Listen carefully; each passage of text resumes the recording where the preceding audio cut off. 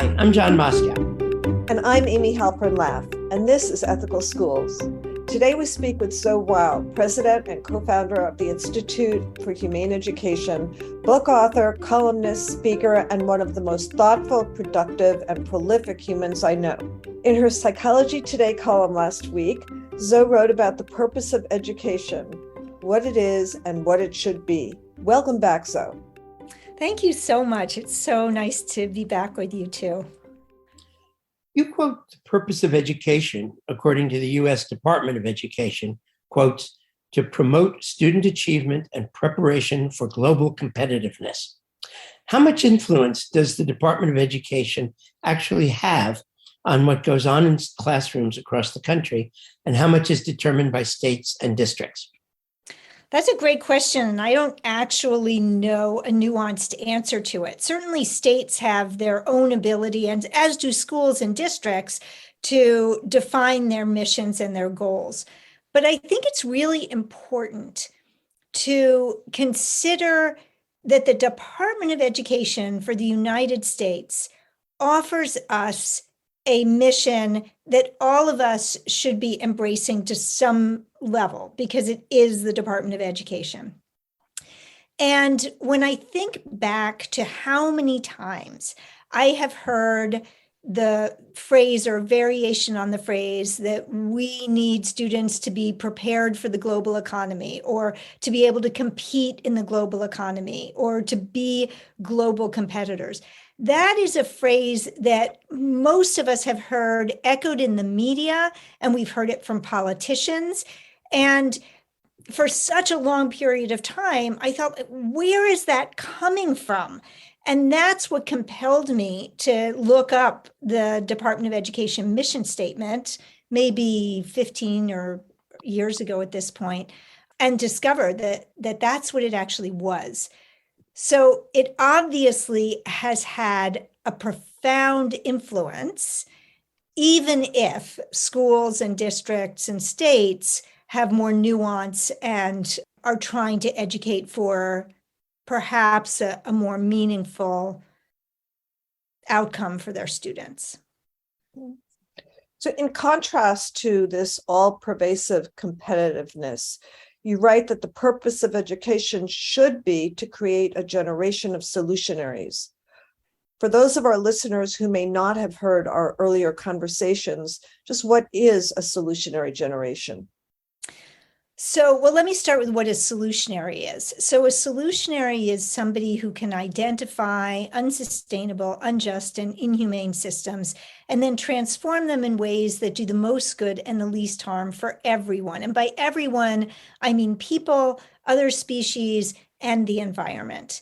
And whether or not we ultimately decide as a society that educating a solutionary generation or generations is our goal, or some variation of it, I use that goal and that phrase to educate a solutionary generation because I want to capture people's attention, and because solutionary is a word to unpack for people. But most people, when they hear that word solutionary, they have an immediate reaction to it. Most people have a positive reaction from the people we've polled, and they seem to understand intuitively what it means.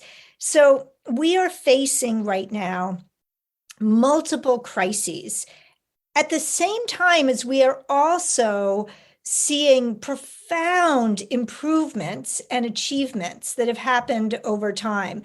All of us can remember, because we were born before the Civil Rights Act was passed, and we were born when it was still illegal in many states for Black and white people to get married.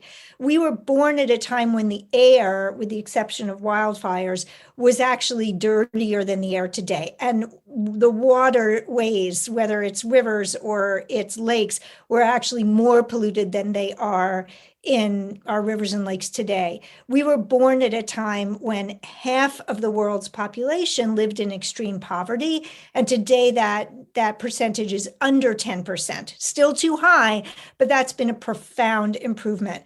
We were born before the concept of gay marriage was something that anybody was talking about. And it did not take that many decades from the idea and the concept to turn into the reality. So we have seen profound achievements. At the same time, we are facing potentially existential crises between climate change and the capacity of new weaponry and artificial intelligence to really disrupt and destroy much of the world. We really need to be good critical thinkers, systems thinkers, strategic thinkers, and creative thinkers, which combined is what solutionary thinking is. We need it desperately. And we are seeing young people feeling, and not just young people, but older people too, including teachers, feeling a lot of despair and anxiety. And that's been going on pre-pandemic. I think it was about 5 or 6 years ago when I was doing a professional development workshop for teachers and school leaders and curriculum developers. And I used this prompt to ask the audience to sort of fill in the blank. And the statement was this: in 50 years, I want the world to be, and then there's the blank. And the first teacher to respond said, "Still here," which was, a reflection of their despair about the world, their anxiety and fear. And so I asked the group, how many of you feel that way? And almost every hand went up. So this feeling that we have of anxiety and despair is real, and solutionary learning is the answer. It's the answer for kids, because as soon as you start to go through a solutionary framework and a process and identify problems that you want to solve and actually collaborate and solve them, as soon as you do that and you embark on that path, you feel empowered. You see the capacity for change. It's so important for young people and teachers and all of us to gain these skills. And you cannot gain these skills without simultaneously developing academic skills, developing literacy skills, numeracy skills, scientific skills. They go hand in hand, which is why this is such a win for young people, a win for schools, a win for the world. Can you go into more detail about some of what you were just saying? What sorts of teaching and learning go on in a solutionary classroom? So, as you know, probably most of our audience are teachers. So if someone's saying, okay, I like this idea, what do I do about it? What would it look like in their classroom? Great question. So it's going to look different in every classroom. If you are a 4th grade teacher, it's going to look different than if you are a 6th grade language arts teacher, or if you are a 10th grade science teacher. So we have developed a solutionary framework, and it's a 14-step process that's broken down into 4 chunks. And any teacher can use this framework and integrate it within their existing curriculum. So it doesn't have to be an add-on. It doesn't have to be a separate course, although it could be an elective course. It could be an after-school program, but it can infuse the existing curricula. And so the way that we are helping teachers to do this is a number of ways. We have a solutionary guidebook that's free and downloadable on our website. Our website is humaneeducation.org. And then we have a micro-credential program. It's a professional development online program for teachers. It's about 30 hours divided into 3 modules. And it gives teachers an opportunity to understand this solutionary concept deeply, to practice the solutionary process themselves. And then in the 3rd module, they take what they have learned and they use that module with coaching to develop some sort of unit or implementation plan for their own classroom. And this confers CEUs for those teachers who want it. So that is a not very long program. It's 30 hours and it can be done over several months.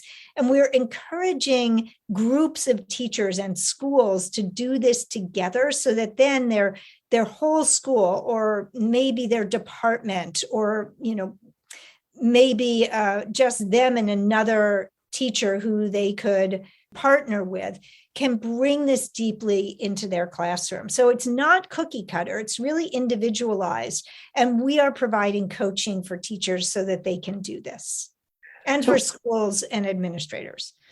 When somebody's finished the course and they're practicing solutionary education, take any class, any grade, what might the classroom actually look like? What might actually be happening in the classroom? So again, it might be different. Some teacher might do it as a 4 to 6 week unit. They're just going to set aside and focus their attention on solutionary learning. To the degree that they are able, they might give their students a lot of flexibility in choosing a problem to identify and solve. It's always ideal when that can happen, because then the students' own passions and interests are driving the work. Now, not every teacher can do that. So we've had science teachers who don't have the flexibility to say, okay, my students want to address issues of, let's say, poverty or racism, because it doesn't fit into the science curriculum. But perhaps they can find ways where the science curriculum could be looking at the effects of climate change in areas where there are examples of environmental racism, so that the students could then combine that interest that they might have with the scientific focus. So again, it's going to depend on the teacher. We've had a number of teachers being able to integrate this very easily into social studies and into language arts. And we're in the process of looking toward creating a unit for language arts that will really enable all language arts teachers to just embrace this and use this. And over time, we're developing and we're seeing a number of sample units that are being created that we're going to be sharing. And already people can go to our website and they can link to some of these sample units, many of which were produced in San Mateo County, California, because in that county, the Office of Education has embraced our solutionary approach as the philosophy and framework for professional development for the whole county. So hundreds of teachers in San Mateo County have created solutionary units, and exemplar units are available. So if somebody goes to our website and they go to the page about implementing this solutionary framework, they will find links to those, and then they can use them themselves. And then the other thing that I'll say is that many teachers who are able to devote substantial time to this, as a unit or infusing their curricula for a while, are hosting solutionary fairs and solutionary summits where the students get to share their solutions to problems that they have addressed. That's really exciting. As much as we may wish for and strive for a solutionary future, today's students will graduate into a competitive corporate capitalist world. Will the solutionary framework give them the skills to thrive, however we define that, in a capitalist country? I think it will give them, that isn't my goal personally, but I think it will give them actually greater skills, because one of the things that we often hear from businesses is that they need people who are imaginative, creative, able to collaborate, work together, ideate, innovate. And the solutionary framework provides all of that. I mean, students who go through this framework, they're there are steps that they have to take. First of all, they have to become very skilled researchers and investigators and develop their critical thinking skills so that they can distinguish between opinion and actual fact, between fake news and real news, between biased information and peer-reviewed sources. And they have to develop those skills. They also learn how to learn from many different people. So one of the steps in the solutionary process is to engage with all stakeholders around whatever problem that it is that they are addressing, and to discover who is harmed by the problem and the systems that perpetuate it, and who benefits from the problem and the systems that perpetuate it. So, there are always beneficiaries, no matter what the problem, right? So we're facing climate change, but you better believe there are beneficiaries to continuing the fossil fuel economy, right? Many of them, maybe even us, right? Like if we have a 401k plan that's invested in energy sources, we could be benefiting. There are so many ways in which there are beneficiaries. And in order to come up with solutions that will be adopted, we need to get buy-in from at least some of those beneficiaries, hopefully all, because we want to come up with solutions that have the fewest unintended negative consequences. And there are always going to be conflicts. I like to go back to an old conflict that many people remember, which is when the northern spotted owl was put on the threatened list under the Endangered Species Act. And what that meant was that we could no longer log the old growth forests in the Pacific Northwest. Well, this turned into a huge polarized conflict between loggers and environmentalists, because so many loggers were going to lose their job. Thousands of them were going to lose their jobs if we stopped logging. Well, that's a real problem for those people, as is the threatening of a species and all the species who live in the old growth forests. But instead of looking at how we could solve these challenges in ways that had the fewest unintended negative consequences and did the most good and least harm, we just created a conflict. We just created a battle, whether it was politicians doing that, or it was the media doing that, or it was individuals who put lawn signs out in front of their houses saying which side they were on. And here's the irony. So the northern spotted owl, the habitat was protected to a large degree, and the northern spotted owl is actually doing worse right now than it was before that protection. Why? The reason is because another species of owl, the barred owl, has moved into this habitat and is competing with the northern spotted owl. And so now there's call for killing the barred owls. Now you wonder, if you were on the side of the owls before, where are you now? Do you want the barred owls to be killed? See, these are complicated systems that we are part of. So this is a very long way of answering your question, Amy, but the reality is there is so much complexity and nuance. And if you are a student who learns to think this way, you are so much better prepared to go out into the world and have a job within whatever system, whether it's a capitalist or a socialist or whatever system, because you understand nuance. You are going to be disinclined to accept either ors and to just fight for one side or the other, as opposed to trying to build a future where everyone can thrive. And that kind of thinking and that disposition is what we most need in the world. And it's what companies need too. Even in a capitalist society, it's not as if companies are just the CEOs and the C-suite of companies are just sitting there thinking, how can I destroy the world today? That isn't how we think. We tend to focus on short term. We tend to focus on profits at the expense of others. But young people aren't just going to go into the corporate world. They're also potentially going to go into the legal system, go into the political system, go into the healthcare system, the food system, the architectural and construction and production systems. All of these systems desperately need solutionary thinking. We raise this generation of solutionaries, we educate them in this way, and there's real hope for a future where everyone can thrive. I think your example of the spotted owl is really interesting especially because you followed it with, okay, here was an unanticipated consequence. And so how do you deal with this?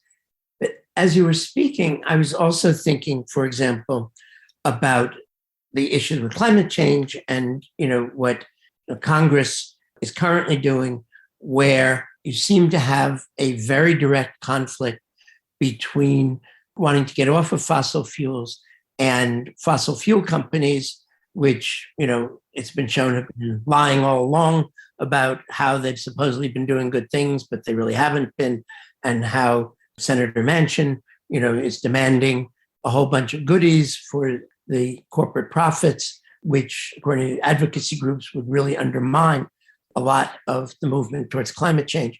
So I understand the idea of students trying to find solutions that work as well as possible for everybody, because obviously that's how a lot of things can actually get done.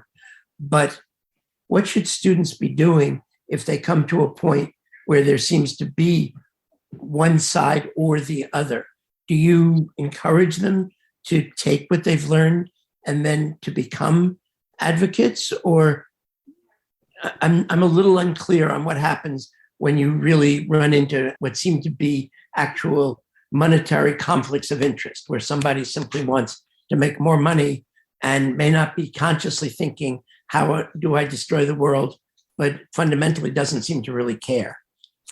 It's a great question. I'm so glad you asked it too, because I don't want the idea of being disinclined to accept either ors and side taking and polarization to suggest that I'm saying that we should never take sides in situations, because that would be its own part too, right? And there are obviously times to take sides and to advocate.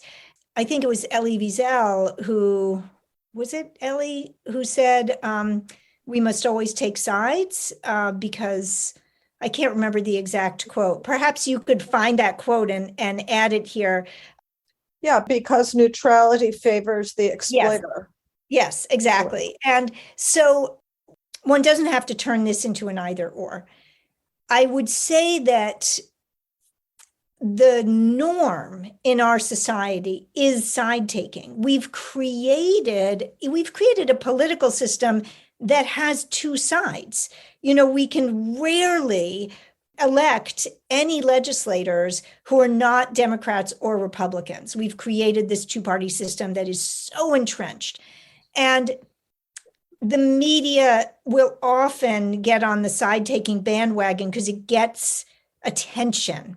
And nuanced thinking doesn't get a lot of attention, and it's a lot harder. I think that it is exceedingly difficult to find perfect solutions to problems. In the solutionary approach, we actually have a scale that we have developed from emerging to developing to solutionary to most solutionary to evaluate how solutionary a solution to a problem really is. Extremely hard to get to most solutionary. Most solutionary would mean that no one is harmed by a solution, no people, no animals, the environment, nothing. It would mean that the solution really addresses the root and or the systemic causes of the problem. Just because it's hard doesn't mean we don't strive for it. And just because it's hard or we have that as the goal doesn't mean that along the way, we don't take incremental approaches or we don't compromise when we have to. That other quote, don't let perfection be the enemy of the good. I think it's something like that. It's really important in developing a solutionary mindset and a solutionary lens, not to get trapped into rejecting compromises. And I say this as somebody who's exceedingly passionate. I mean, anybody listening to this can tell by my voice and what I'm saying that I'm really passionate about these issues. And at the same time, I make a very concerted effort to talk to a range of stakeholders, including those who disagree with me politically and in terms of many other arenas. Because if I don't truly understand other perspectives and accept the humanity of other people who differ from me, if I turn them into others and I see them as them instead of us, the way I see maybe me and the people who think like me, then I have closed the door to getting to the point where we can get to solutionary and most solutionary answers. How can we expect students to be solutionaries when their schools do the opposite, buying food and supplies that derive from the exploitation of humans and animals? I think that one of the best ways for solutionaries in training to start is addressing problems in their own school. And again, this is not because the school board or the superintendent or the principal is thinking, wow, I want to really cause harm today. That isn't the motivation going into the systems that are in place in so many schools. And so one of the things that we created at the Institute for Humane Education is a 10-minute video demonstrating the solutionary process. And this is on our website as well. It's called Becoming a Solutionary. And it demonstrates this process by addressing what's served in the school cafeteria. Because that's where it all happens for kids. It happens in their curriculum. It happens with the energy systems in their school, like you were saying, and the supplies. But they're going to be eating in that school cafeteria every day. And what's being served? What's it being served on? Are there vending machines with single-use plastic or single-use cans that are just being disposed of? Even if they're being recycled, they're still, incurring so much intensive energy for a single use. If that's happening, then how can they address it? And so with any problem that a student wants to address, we really encourage students, particularly in the beginning of this process, and teachers who are teaching them, for them to address local manifestations of that problem. Lots of people are concerned about climate change, but not every student is going to be the next Greta Thunberg. But they can address what's being served in their school cafeteria that is contributing to climate change. And if their school cafeteria can change, so can the next school's cafeteria, so can the district's cafeterias, so can the state's cafeterias. So there's so much to be said for looking at what's close to home. Obviously, right now, the schools and school boards and school districts have become an epicenter of conflict in a lot of kind of ways. And there have been a lot of efforts, book banning, banning what's taught in the curriculum and so on. Have you been running into walls in places? And have you been able to break down some of those walls in some of these districts where some of this is happening? We have not yet encountered walls. And the reason why is because I think that people are realizing that the solutionary framework is the corrective to what's happening on the school boards and these conflicts over these issues in schools. Because the solutionary framework is a corrective to polarization. It's saying, okay, let's find out what is the fundamental problem. Instead of just, arguing about this book or arguing about whether we're going to teach about racism, what is the fundamental issue?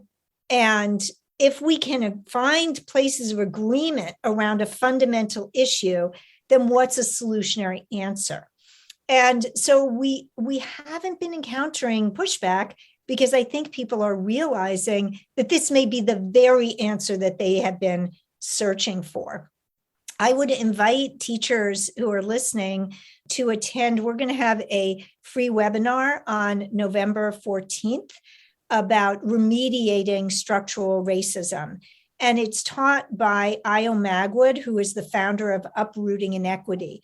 And she has produced this brilliant framework for teaching about structural racism that looks at evidence and which steers away from bias and individual prejudice and looks at underlying systemic structures from a historical viewpoint and discusses how do we solve this problem.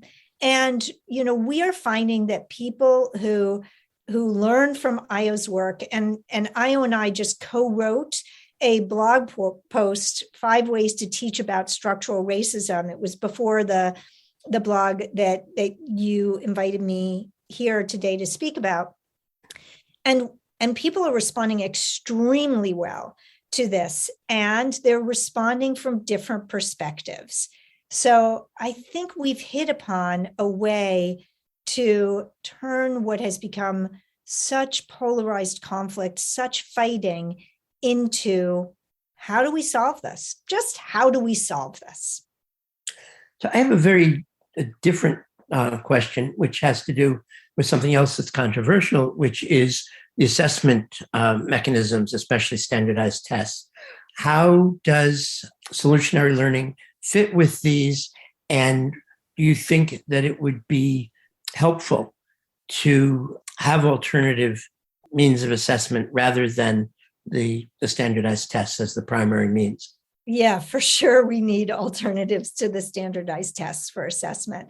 Interesting that you should ask this right now, because just this morning, Julie Meltzer, who is our director of K-12 and teacher education at the Institute for Humane Education, began conversations with some people who she's worked with before, one at the University of Chicago, about how we can do really good assessment studies of the solutionary framework itself, and with a goal of demonstrating the effectiveness of this kind of learning. So, there are lots of ways to do assessments. They are usually more complex than doing standardized tests. And so therefore they are, a little more complicated to implement and to look at across schools and across states. But we have to, because the way we're assessing right now means that we then teach to these tests, and teaching to these tests is I don't want to say it's the opposite of solutionary thinking, but it's certainly not aligned with working on developing critical and systems and strategic and creative thinking and building a real world repertoire of addressing and solving problems that matter to students. They just don't go hand in hand. So we're working on that as well. Thank you, Zoe Weil of the Institute for Humane Education. Thank you so much, you guys. And thank you, listeners. If you like this episode, please consider subscribing and giving us a rating or review. This helps others to find the show. Check out our website, ethicalschools.org, for more episodes and articles, and subscribe to our monthly emails. We post annotated transcripts of our interviews to make them easy to use in workshops and classes. We work with consultants to offer customized SEL programs with a focus on ethics for schools and youth programs in the New York City and San Francisco Bay areas. Contact us at hosts@ethicalschools.org. We're on Facebook, Instagram, and Twitter at Ethical Schools. Our editor and social media manager is Amanda Denchi. Until next week.